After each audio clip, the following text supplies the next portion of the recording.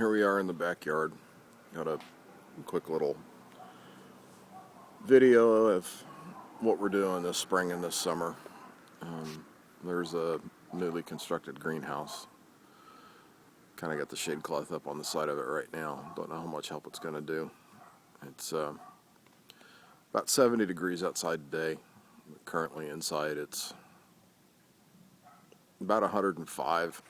And it's been up to 124 in there. So I left one door open, one side, for a little bit of ventilation, along with some vents cut in the roof on the other side. There is a fan also that I can run when it gets really hot.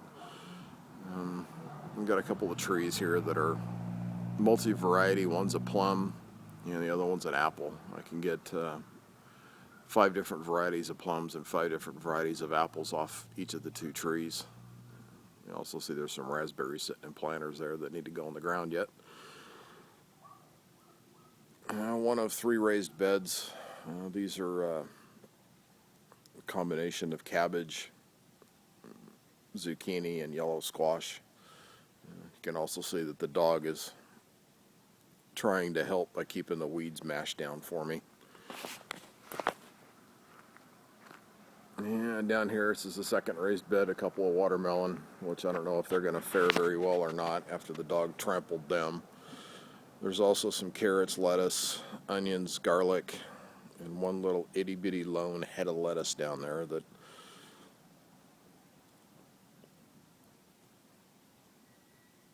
it's probably just going to let it go to seed, so I have something to collect some seed from and let it bolt. Down here we've got pole beans and spaghetti squash.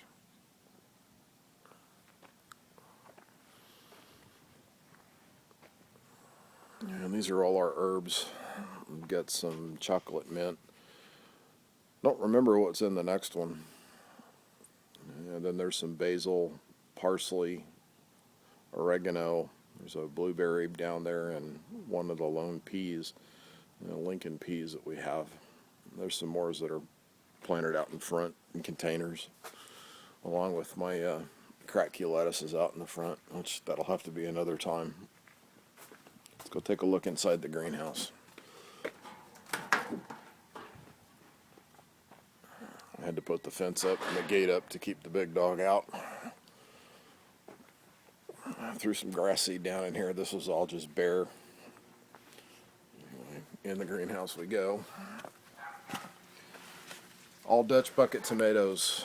This entire back row is all big beef variety.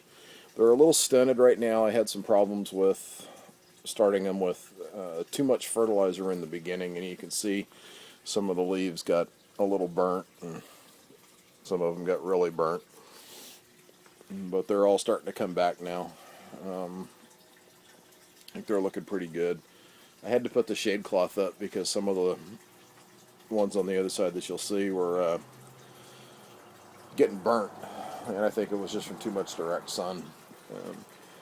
I don't know why this one plant is doing so well.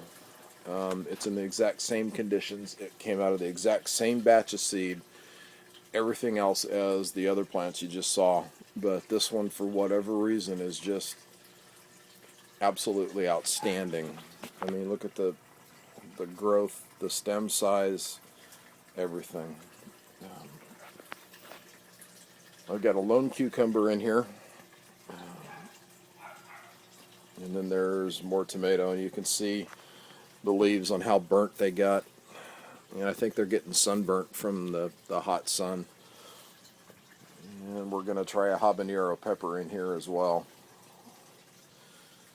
And these are some more tomato seedlings that I've got started just in case the other ones in here don't make it.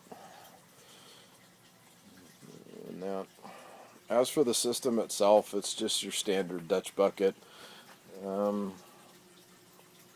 Got 1/2-inch poly feed lines with 1/4-inch strip tubing going to each one back to my reservoir. With a 250 gallon per hour pump, 27 gallon reservoir that I got from Lowe's. A little pump back there underneath in a bag. And it ran all the 2-inch drip line back. I went ahead and glued it all together. And then the irrigation line just zip tied it to the top of it. I went ahead and looped the system. What I mean by looping is that the main feed system is looped. It's a continuous loop. It doesn't dead end anywhere. That way I can get the same amount of feed pressure and the same amount of volume all the way around the system instead of having the ones on the end starving, especially with a smaller pump. So anyway, and at the end of the greenhouse I got the string strung up. I'm starting to string up some of the tomatoes. I may have to go with a stronger twine later. There's the fan if I ever need it, which usually in the afternoons I'll come out and turn it on. Like I say, it does get fairly warm in here. The highest recorded temperature so far has been 124 degrees. I've got a wireless thermometer. There's the sensor right there. So anyway, fertilizer solution is just a standard master blend 41838 with a calcium nitrate and Epsom salts. I used MHP Gardner's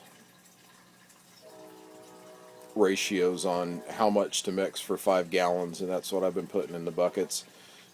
When I started the tomato seedlings off, I used a half strength of that and started feeding them when they were about at that stage right there, and I think it was too much for them.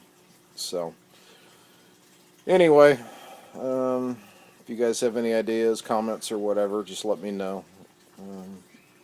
Be interested to see what you think. I got to get out of here. It's too hot. Thanks. Bye.